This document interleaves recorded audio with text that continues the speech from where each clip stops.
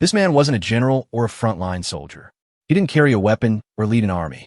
But what he did with a white coat and a clipboard led to the slow, excruciating deaths of hundreds. His name was Dr. Claus Schilling, and the only battlefield he needed was a laboratory inside a concentration camp. By the early 1940s, Schilling was already known as a tropical disease specialist. That reputation caught the attention of Nazi officials who believed diseases like malaria could be weaponized, or at least controlled, for their military ambitions. In 1942, Schilling was given a new research site, Dachau concentration camp. There, surrounded by barbed wire and dying prisoners, he began one of the most horrifying medical programs of the Nazi era.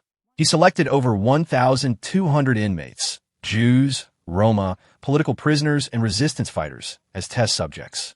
These people weren't volunteers.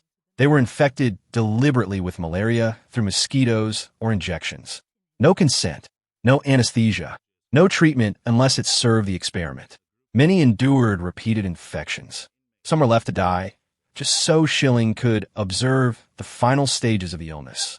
Prisoners burned with fever, lost their vision, vomited blood, and slipped into comas, while Schilling calmly recorded symptoms, measured pulse rates, and took notes. He believed these men and women were tools, necessary sacrifices for the greater good. But it wasn't about medicine. It was about control. He was more interested in the effects of suffering than in healing it. As the war dragged on, resources inside Dachau became scarce, but the experiments continued. In fact, they became more extreme. Schilling began using stronger malaria strains, seeking the most violent reactions. Survivors would later testify that he watched them suffer in silence, never intervening, never flinching. His staff was instructed not to help. Death wasn't failure. It was part of the research timeline. When Dachau was liberated in April 1945, Schilling was still operating.